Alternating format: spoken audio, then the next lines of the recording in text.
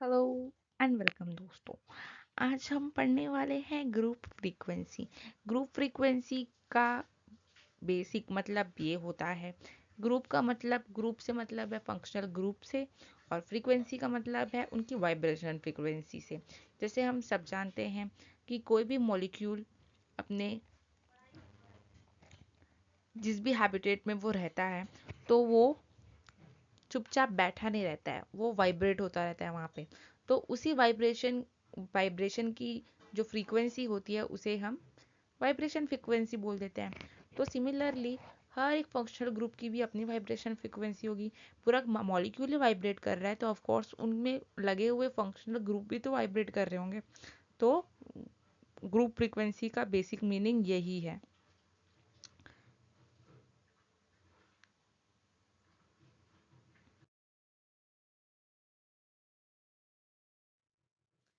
इस स्लाइड में हम देख सकते हैं analytical technique use to identify functional group in organic molecules.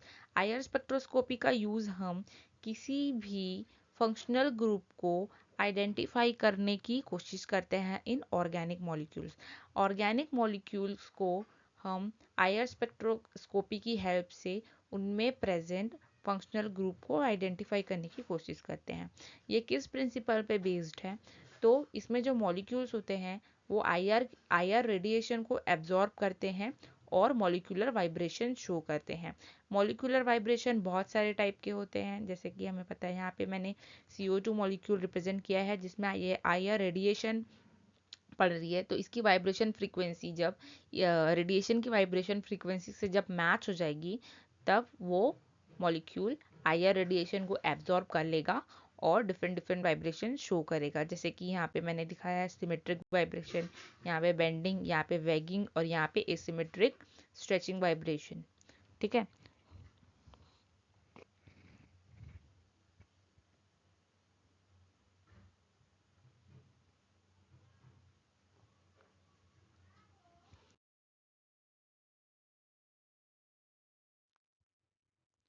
What are group frequency? Each functional groups absorb IR radiation at characteristic frequency। ठीक है, जितने भी फंक्शनल ग्रुप प्रेजेंट है इस वर्ल्ड में सबकी आईआर फ्रीक्वेंसी डिफरेंट डिफरेंट है।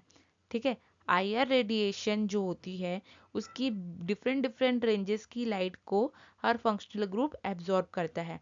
पर हम ये इजीली आइडेंटिफाई कर सकते हैं with the help of range of light कि कौन से फंक्शनल ग्रुप की रेडिएशन मतलब कौन सा फंक्शनल ग्रुप कौन सा रेडिएशन एब्जॉर्ब करता है। अगर हमें ये पता चल जाए तो हम किसी भी अननोन सैंपल के बारे में पता लगा सकते हैं कि उस अननोन सैंपल पे कौन कौन से फंक्शनल ग्रुप प्रेजेंट है।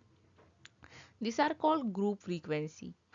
ठीक है, तो ग्रुप्स जो फ्रीक्वेंसी को एब्जॉर्ब करते हैं, जिस फ्रीक्वेंसी की लाइट को एब्जॉर्ब करते हैं उसी को हम ग्रुप फ्रीक्वेंसी बोल देते हैं।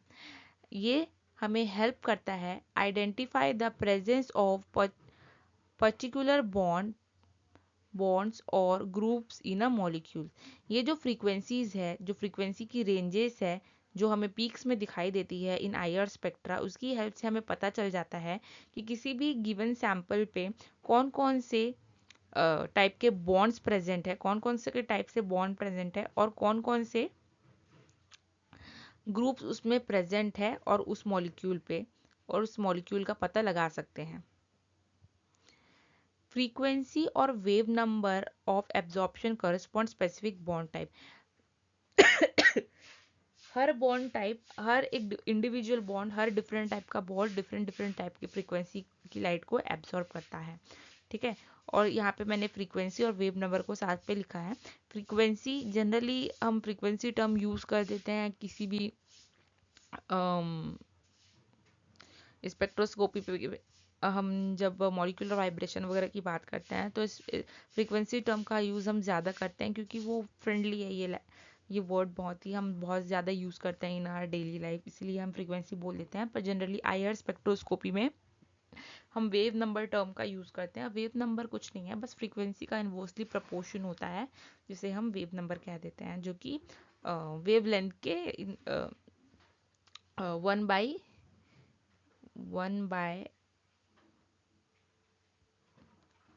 Lambda is equals two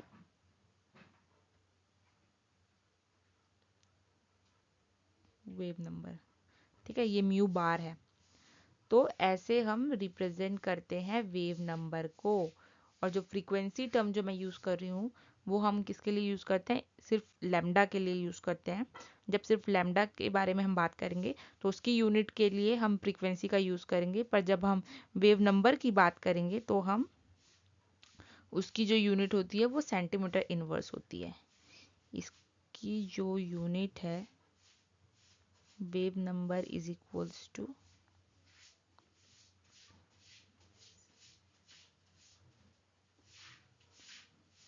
centimetre inverse. ठीक है, तो जो म्यू बार जो है उसकी जो यूनिट होती है वो सेंटीमीटर इनवर्स होती है।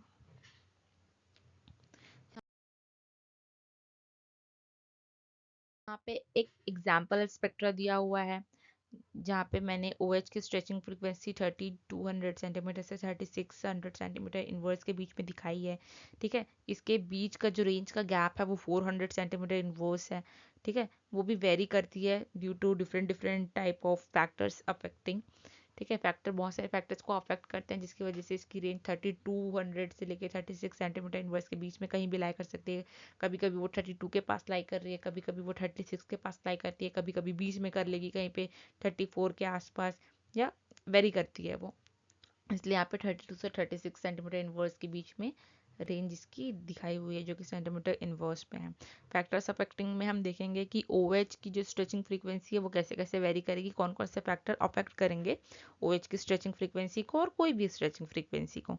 ठीक है, तो यहाँ पे मैंने कुछ स्ट्रेचिंग फ्रीक्वेंसी दिखाई, मतलब कि दिखाई हुई है कि कौन कौन से ग्रुप अगर साथ में बॉन्ड्स बनाते हैं, कोई कौन कौन से एलिमेंट्स अगर साथ में ग्रुप बनाते हैं, ग्रुप ग्रुप बनाते हैं मतलब कोई भी दो एटम्स के बीच में प्रेजेंट जो बॉन्ड है उनके बीच की फ्रीक्वेंसी कितनी कितनी हो सकती है। तो पॉसिबल पॉसिबल नहीं, एक्चुअल में ये रियल डेटा ही है जो मैं बता रही हूँ आपको। OH की जैसे स्ट्रेचिंग फ्रीक्वेंसी है वो 36 से 32 सेंटीमीटर इनवर्स के बीच में लाई करेगी। तो ये जो ब्लू बैंड जो जहाँ तक दिख रहा है वहां तक की रेंज पे कहीं पे भी इसकी पीक्स आ सकती है, यहाँ से यहाँ पे कहीं पे भी आएगी। तो वो पीक यहाँ पे आएगी, या वो पीक यहाँ पे आएगी, वो पीक यहाँ पे आएगी, कहाँ पे आएगी, तो यहाँ फैक्टर अफेक्टिंग पे देखेंगे कि किस किस वजह से अफेक्ट होंगी वो। पर यहाँ से लेकर यहाँ तक हमको OH की और NH की स्ट्रेचिंग फ्रीक्वेंसी दिखाई देगी। वैसे ही CH की जो स्ट्रेचिंग फ्रीक्वेंसी हम देख सकते हैं यहाँ पे 3000 सेंटीमीटर इनवर्स से लेके 2800 सेंटीमीटर इनवर्स के बीच में CH की बॉन्ड जो हमें वाइब्रेशन फ्रीक्वेंसी हमें दिखाई देगी। सिमिलरली CNO के बीच में अगर ये तीनों एक दूसरे के साथ ट्रिपल बॉन्ड या डबल बॉन्ड इस तरह से वो अगर कंपाउंड बनाएंगे, या कार्बोनाइल के बीच CO के बीच में ट्रिपल बॉन्ड होगा, या फिर NO के बीच में ट्रिपल बॉन्ड का भी हो गया, या CN के बीच में ट्रिपल बॉन्ड हो गया, तो उनकी जितनी भी स्ट्रेचिंग फ्रीक्वेंसी है वो इस ब्लू बैंड के नियर बाय होंगी। जैसे कि इसकी स्ट्रेचिंग फ्रीक्वेंसी में अगर मैं बताऊं तो ये 24 नहीं 2200 सेंटीमीटर इनवर्स के पास मुझे दिखाई दे रही है। तो इसका रेंज जो है वो यहाँ से यहाँ तक मुझे दिखाई दे रहा है। तो यहाँ पे उस कहीं पे भी इस तरह से उल्टा उल्टा बन गया, इस तरह से उनकी पीक बनेगी। डोंट माइंड, थोड़ा टेढ़ा हो गया। ठीक है, सिमिलरली वैसे ही कार्बोनाइल की जो स्ट्रेचिंग फ्रीक्वेंसी है वो इस रेंज पे आएगी 1800 से लेके 1600 सेंटीमीटर इनवर्स के बीच में। वैसे ही C डबल बॉन्ड C की स्ट्रेचिंग फ्रीक्वेंसी यहाँ पे कहीं पे आएगी। ठीक है, वैसे ही CN डबल बॉन्ड CN के बीच में अगर डबल बॉन्ड होगा तो उसकी स्ट्रेचिंग फ्रीक्वेंसी भी यहीं पे आएगी। ठीक है, और यहाँ पे स्ट्रेचिंग फ्रीक्वेंसी मेंशन की जाती है, और यहाँ पे जो 1500 से 400 के बीच में जितनी भी रीजन होता है, जो आईआर का जो रीजन होता है वहाँ पे हमें बेंडिंग वाइब्रेशन दिखाई देती है। और 1500 से 4000 के बीच में जितनी भी जो रेंजेस होती है वहाँ पे हमें स्ट्रेचिंग दिखाई देता है, स्ट्रेचिंग फ्रीक्वेंसी दिखाई देती है। मतलब उस पर्टिकुलर सैंपल में कौन कौन सा बॉन्ड स्ट्रेचिंग कर रहा है उसकी सारी रेंजेस हमें यहाँ पे दिखाई देगी, और कौन कौन बेंडिंग कर रहा है उसकी सारी रेंजेस हमें यहाँ पे दिखाई देगी।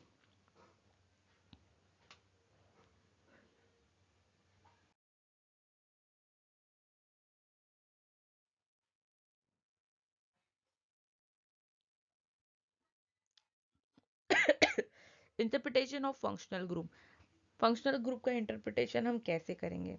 हमें पता है उसकी वेव रेंज जो है वो 4000 सेंटीमीटर इनवर्स से लेके 400 सेंटीमीटर इनवर्स के बीच में होती है। ठीक है, ये आईआर का रीजन है, आईआर का रीजन है ये। तो 4000 से लेके 1500 सेंटीमीटर इनवर्स के बीच में जो रीजन होता है उसे हम डायग्नोस्टिक रीजन कहते हैं। डायग्नोस्टिक मतलब बेसिकली हम इसकी ही स्टडी करते हैं किसी भी फंक्शनल ग्रुप के बारे में पता लगाने के लिए। ठीक है, और 1500 से लेके 400 या 500, 400 जनरली 400 ही होता है, 400 सेंटीमीटर इनवर्स तक जो रीजन होता है उसे हम कहते हैं फिंगरप्रिंट रीजन। फिंगरप्रिंट रीजन हर एक इंडिविजुअल मॉलिक्यूल का या हर एक इंडिविजुअल मॉलिक्यूल का डिफरेंट डिफरेंट होता है। जैसे कि हर एक इंडिविजुअल का थंब इम्प्रेशन अलग अलग होता है ना, उसी तरह हर एक इंडिविजुअल सैंपल का भी फिंगरप्रिंट रीजन डिफरेंट डिफरेंट होगा। ठीक है, तो जनरली हम इसकी स्टडी करते हैं, ये रिसर्च लेवल की स्टडी करने के लिए हमें इसकी ज़रूरत पड़ती है, पर बेसिकली हमारा काम डायग्नोस्टिक रीजन से हो जाता है। ठीक है, अब मैं ये भी बता देती हूँ कि फिंगरप्रिंट रीजन का यूज़ हम क्यों करते हैं और कब करेंगे, कौन से केस में करेंगे। जैसे कि हमारे पास कोई दो सैंपल हैं, ठीक है, इसका हम आईआर स्पेक्ट्रा निकाले हैं, और समहाउ हमें जो ये वाला रीजन है, दोनों के स्पेक्ट्रा का ये वाला रीजन हमें सेम मिल गया है, तो क्या होगा, हम तो डिफरेंशिएट नहीं कर पाएंगे, ये सैंपल 1 है ये सैंपल 2 है, पर दोनों का ही डायग्नोस्टिक रीजन हमको सेम सेम मिल गया है, पर ये दोनों हैं तो अलग अलग, दिख अलग अलग रहे हैं मान लो, पर इसका डायग्नोस्टिक रीजन तो सेम है। तो आप कैसे डिफरेंशिएट करेंगे कि ये दोनों अलग अलग है? इसके हिसाब से तो एक होना चाहिए। तो अब ये दोनों पे डिफरेंशिएट करने के बाद, और ये भी सेम है, इसके बाद हमें चेक करने के लिए हमें यहाँ जाना पड़ेगा, इसके फिंगरप्रिंट रीजन पे। जैसे कि मैंने पहले बताया कि हर एक सैंपल का या हर एक डिफरेंट मॉलिक्यूल का फिंगरप्रिंट रीजन डिफरेंट डिफरेंट होता है। भले ही डायग्नोस्टिक रीजन सेम हो जाए, पर फिंगरप्रिंट रीजन हर डिफरेंट मॉलिक्यूल का डिफरेंट डिफरेंट होता है। तो फिंगरप्रिंट की स्टडी से हम पता लगा सकते हैं कि ये दोनों में कौन सा, मतलब ये दोनों सेम है या डिफरेंट है। अगर ये भी सेम हो जाएगा तो ये दोनों इक्वल हो जाएंगे। ठीक है, पर अगर फिंगरप्रिंट रीजन डिफरेंट हो गया, मतलब ये डिफरेंट होगा और ये डिफरेंट होगा।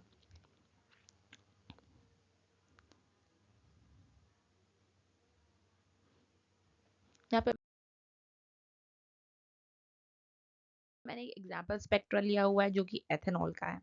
ठीक है, तो एथेनॉल का ये वाला जो एक्स एक्सिस जो है वो ट्रांसमिटेंस, और वाई एक्सिस वेव नंबर को रिप्रेजेंट कर रहा है, जहाँ पे ओ OH की स्ट्रेचिंग फ्रीक्वेंसी 3600 सेंटीमीटर इनवर्स पे दिखा रही है। जैसे कि मैंने पिछले स्लाइड्स में, कुछ स्लाइड्स में मैंने बताया हुआ है कि 36 सेंटीमीटर इनवर्स से 32 सेंटीमीटर इनवर्स के बीच में लाई करती है ओ OH की पीक। Similarly 3000 centimetre inverse C H की स्ट्रेचिंग फ्रीक्वेंसी है। यहाँ पे ध्यान रखना ये डबल बॉन्ड सी एच है। ये भी कर सकते हो कि, मान सकते हो कि हमारा जो ग्रुप है वो इस तरह का है, यहाँ पे भी एक कार्बन है, यहाँ पे भी एक कार्बन है, पर ये कार्बन आगे जाके एक हाइड्रोजन से अटैच है। तो ये वाले ग्रुप की स्ट्रेचिंग फ्रीक्वेंसी है कौन सी, ये 300 सेंटीमीटर इनवर्स। ठीक है, तो इस तरह के जो फंक्शनल ग्रुप है, ये फंक्शनल ग्रुप नहीं है पर ऐसी, मतलब सी एच बॉन्ड के बीच की फ्रीक्वेंसी भी आईआर स्पेक्ट्रोस्कोपी में हम इजीली देख सकते हैं। ठीक है, और ये वाला जो रीजन है, तो ये वाला रीजन के बारे में हमको पता है, ये फिंगरप्रिंट रीजन है, और इसका बहुत ज़्यादा यूज़ हम करते नहीं है, ये रिसर्च लेवल पे इसका इस्तेमाल किया जाता है, पर बीएससी और एमएससी लेवल पे इसका इतना ज़्यादा यूज़ नहीं है। यहाँ एक और एग्जाम्पल स्पेक्ट्रा है जो कि एसीटोन का है। एसीटोन में जो डबल बॉन्ड सी एच की जो स्ट्रेचिंग फ्रीक्वेंसी है वो 29 सेंटीमीटर इनवर्स में लाई कर रही है, जैसे कि हम यहाँ पे देख सकते हैं। ये वाली इसकी पीक है और ये टेढ़ा मेढ़ा हो गया, तो मेरा तो 3000 में आ गया है, पर ये इससे 10 कम, यहाँ पे कहीं पे इसकी पीक आएगी ऐसे। ठीक है, आईआर का जो स्पेक्ट्रा बनता है वो उल्टा बनता है, और जो यूवी का स्पेक्ट्रा बनता है वो नीचे बनता है ऐसे, ऐसे कुछ बनता है यूवी का, पर आईआर का उल्टा बनता है इस तरह से, जैसे कि देख रहे हैं हम।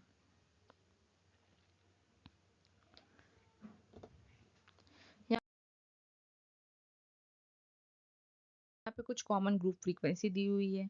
फॉर एग्जाम्पल अल्कोहल की stretching frequency 30 to 36 centimetre inverse, ये तो याद ही हो गया होगा, इतनी बार मैं बोल चुकी हूँ। और एनओ की स्ट्रेचिंग फ्रीक्वेंसी है 1350 से लेकर 1550 सेंटीमीटर इनवर्स। एमाइन का 3300 से लेकर 3500 सेंटीमीटर इनवर्स। एल्केन में सी एच का जो स्ट्रेचिंग फ्रीक्वेंसी है वो 2850 से लेकर 2960 सेंटीमीटर इनवर्स। कार्बोनाइल की स्ट्रेचिंग फ्रीक्वेंसी 1650 से लेकर 1750 सेंटीमीटर इनवर्स। और कार्बोनाइल इन एनहाइड्राइड में स्ट्रेचिंग फ्रीक्वेंसी होगा 1790 से लेके 1810 सेंटीमीटर इनवर्स। और अल्काइन में सी ट्रिपल बॉन्ड सी की स्ट्रेचिंग फ्रीक्वेंसी 2100 सेंटीमीटर इनवर्स से लेकर 2260 सेंटीमीटर इनवर्स के बीच पे लाई करेगी।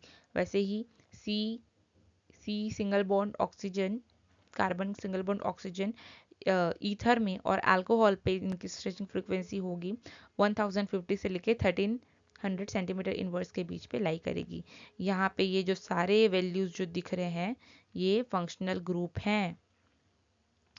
ठीक है, और ये जो वाइब्रेशन के टाइप है कि ये लोग कौन कौन से टाइप की वाइब्रेशन शो करेंगे, तो कौन कौन सी रेंजेस हमें मिलेंगी वाइब्रेशन की। जैसे कि अल्कोहल की का रेंज क्या है, तो अल्कोहल का रेंज ये है। कब? जब OH स्ट्रेचिंग वाइब्रेशन करेगा। स्ट्रेचिंग वाइब्रेशन क्या होती है कि ऑक्सीजन और हाइड्रोजन एक साथ एक दूसरे के पास आएंगे, फिर एक साथ एक दूसरे से दूर जाएंगे, तो इस टाइप की स्ट्रेचिंग फ्रीक्वेंसी को हम स्ट्रेचिंग वाइब्रेशन कहते हैं। अब स्ट्रेचिंग सॉरी इसे सिमेट्रिक स्ट्रेचिंग कहते हैं। और सिमिलरली वाइस वर्सा इसका होगा, एक तरफ दूर जाएगा और एक तरफ पास आएगा, या फिर एक तरफ पास आएगा और एक तरफ दूर जाएगा, तो इस तरह की वाइब्रेशन को हम एसिमेट्रिक वाइब्रेशन कहते हैं। ठीक है,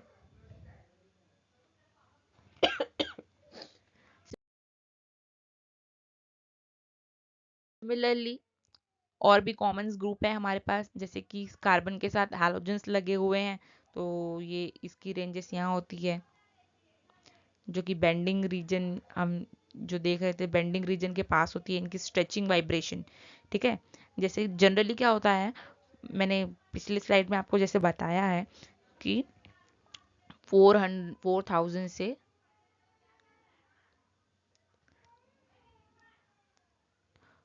4000 से लेके 1500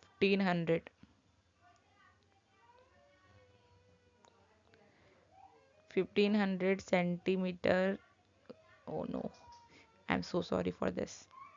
ठीक है, इस रीजन की जितनी भी रेंजेस होती है उसमें हमें स्ट्रेचिंग वाइब्रेशन मिलती है, और इसके बाद 1500 से लेके 400 सेंटीमीटर इनवर्स के पास जो हमें जो रीजन मिलता है वो होता है बेंडिंग, बेंडिंग का रीजन होता है वो। तो जो हमारे हैलोजेंस के साथ जो स्ट्रेचिंग वाइब्रेशन होती है वो हमें बेंडिंग रीजन पे मिलती है, पर याद रखना कि ये स्ट्रेचिंग वाइब्रेशन है, ये बेंडिंग नहीं है। ठीक है, नाइट्रो ग्रुप में NOW, I am so sorry, ये मैं 5वीं बार रिकॉर्ड कर रही हूँ, इसलिए मैं बहुत ज़्यादा फ्रस्ट्रेट हो गई हूँ। मैं 5 बार रिकॉर्ड कर चुकी हूँ, इसके बाद भी कोई टेक्निकल इश्यूज़ की वजह से मेरा वीडियो रिकॉर्ड ही नहीं हो पा रहा है, मतलब आधे आधे घंटे 5 बार मैं सुबह से यही काम कर रही हूँ और अब रात हो गई है। Nitrile C triple bond nitrogen की स्ट्रेचिंग फ्रीक्वेंसी 2210 सेंटीमीटर इनवर्स से लेकर 2260 सेंटीमीटर इनवर्स के बीच में लाई करेगी इसकी रेंजेस, ठीक है। फिर एरोमेटिक पे सी एच की स्ट्रेचिंग फ्रीक्वेंसी 3000 से लेकर 3100 सेंटीमीटर इनवर्स। फिर aromatic C double bond C की स्ट्रेचिंग फ्रीक्वेंसी हमको 1450 से लेकर 1600 सेंटीमीटर इनवर्स के बीच में दिखाई देती है। वैसे ही ईथर में सी ओ सी की स्ट्रेचिंग फ्रीक्वेंसी जो है वो 150 से लेकर 1150 सेंटीमीटर इनवर्स के पास दिखाई देती है।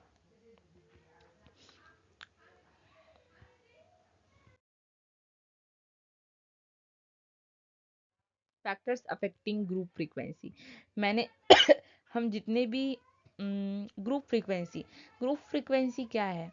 ग्रुप फ्रीक्वेंसी कुछ नहीं है, बस ये वैल्यूज़ है। जैसे कि हम देख सकते हैं, जैसे कार्बन सिंगल बॉन्ड कार्बन की जो बॉन्ड है वो उसकी फ्रीक्वेंसी कितनी हो सकती है, तो हमने देखा 1600 सेंटीमीटर से 1585 सेंटीमीटर इनवर्स जो है, जो कार्बन सिंगल बॉन्ड कार्बन की रेंज है। वैसे ही कार्बन का बॉन्ड्स का ऑर्डर अगर बढ़ता जाएगा तो फ्रीक्वेंसी भी बढ़ती जाएगी। जैसे हम यहाँ देख सकते हैं, यहाँ पे 1600 सेंटीमीटर इनवर्स के पास है इसकी रेंज, पर जब बॉन्ड बढ़ जाता है तो इसकी रेंज हो जाती है 1680 से लेके 1640 सेंटीमीटर इनवर्स, ठीक है। पर बॉन्ड ऑर्डर और बढ़ जाता है, यहाँ पे तीन तीन बॉन्ड्स अगर आ जाते हैं तो इसकी वैल्यू और बढ़ जाती है, जैसे कि 2260 सेंटीमीटर इनवर्स। वैसे ही अगर किसी भी फंक्शनल ग्रुप में मास में अगर किसी भी फंक्शनल ग्रुप में अगर हायर मास वाला एटम अगर है उसमें, तो उसकी फ्रीक्वेंसी भी कम होगी एज कंपेयर टू कम मास वाले फंक्शनल ग्रुप में। जैसे कि हायर एटम और हायर फ्रीक्वेंसी, ठीक है, लाइटर एटम हायर फ्रीक्वेंसी, ठीक है। तो यहाँ पे हाइड्रोजन है और ये दूसरे वाले कंपाउंड पे ड्यूटेरियम दिया हुआ है। ड्यूटेरियम का मास ज़्यादा है, हाइड्रोजन का मास कम है। हाइड्रोजन का मास कम होने की वजह से इसकी फ्रीक्वेंसी ज़्यादा है, यहाँ पे 3600 सेंटीमीटर इनवर्स दिखाई देती है। और यहाँ पे ड्यूटेरियम है, जिसकी वजह से यहाँ पे इसकी स्ट्रेचिंग फ्रीक्वेंसी 2600 सेंटीमीटर इनवर्स यहाँ पे दिखाई दे रही है, ठीक है। तो मास इस तरह से अफेक्ट कर रहा है हमारी स्ट्रेचिंग फ्रीक्वेंसी को। सॉरी, बॉन्ड ऑर्डर किस तरह से अफेक्ट कर रहा है?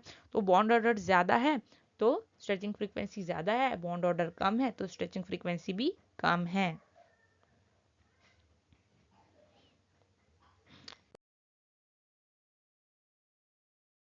उसके बाद और कौन कौन से फैक्टर्स है जो अफेक्ट कर रहे हैं हमारे ग्रुप फ्रीक्वेंसी को?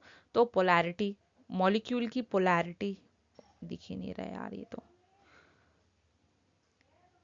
मॉलिक्यूल की पोलैरिटी, अगर मॉलिक्यूल ज़्यादा पोलर है तो उसकी फ्रीक्वेंसी उतनी ज़्यादा होगी, कम होगी, ज़्यादा होगी। पोलैरिटी ज़्यादा तो फ्रीक्वेंसी भी ज़्यादा। बॉन्ड ऑर्डर ज़्यादा तो फ्रीक्वेंसी भी ज़्यादा। कंजुगेशन होगा तो भी बढ़ेगी, एस कैरेक्टर होगा तो भी बढ़ेगी, हाइड्रोजन बॉन्ड होगा तो बढ़ेगी। रेड्यूस मास अगर बढ़ेगा तो फ्रीक्वेंसी कम होगी। रेड्यूस मास जो कम होगा, मास कम होगा तो फ्रीक्वेंसी बढ़ेगी, ठीक है।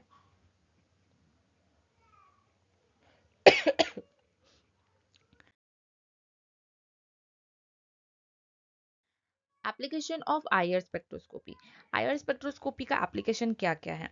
स्ट्रक्चर आइडेंटिफिकेशन, किसी भी मॉलिक्यूल का हमें स्ट्रक्चर आइडेंटिफाई कर सकते हैं with the help of IR spectroscopy. किसी भी प्रोडक्ट की प्योरिटी को चेक करने के लिए और उसकी क्वालिटी कंट्रोल करने के लिए भी हम आईआर स्पेक्ट्रोस्कोपी का यूज करते हैं। आईआर स्पेक्ट्रोस्कोपी की हेल्प से हम किसी भी अननोन कंपाउंड्स के बारे में जानकारी ले सकते हैं कि वो अननोन कंपाउंड कौन सा है, ठीक है। आईआर स्पेक्ट्रोस्कोपी की जो समरी है वो कुछ इस तरह से है कि IR spectroscopy identify functional group. IR spectroscopy इतना काबिल है कि वो फंक्शनल ग्रुप का पता लगा सकता है with the help of group frequency. ठीक है। Each bond has characteristic absorption region. हर एक बॉन्ड का एक कैरेक्टरिस्टिक एब्जॉर्प्शन रीजन होता है, एक स्पेसिफिक रीजन होता है जिसकी वेवलेंथ को वो एब्जॉर्ब करता है, हर अलग अलग टाइप का बॉन्ड। ठीक है। हर अलग अलग टाइप के ग्रुप, जैसे कि हमने इतने सारे ग्रुप्स देखे और इतनी सारी ग्रुप फ्रीक्वेंसी देखी, तो हमने ये भी देखा ना कि इतने सारे अलग अलग फंक्शनल ग्रुप की अलग अलग ग्रुप फ्रीक्वेंसी है। किसी की ग्रुप फ्रीक्वेंसी सेम दिखाई दी नहीं है। ठीक है। तो हमें ये पता चला उस स्लाइड से कि हर एक ग्रुप फ्रीक्वेंसी डिफरेंट होती है, हर एक फंक्शनल ग्रुप की ग्रुप फ्रीक्वेंसी डिफरेंट होती है। ठीक है। और इसका यूज कहाँ पे है? कंफर्म मॉलिक्यूलर स्ट्रक्चर, जैसे कि मैंने पिछले स्लाइड में भी बताया कि मॉलिक्यूलर स्ट्रक्चर को कंफर्म करने के लिए भी हम इसका यूज करते हैं।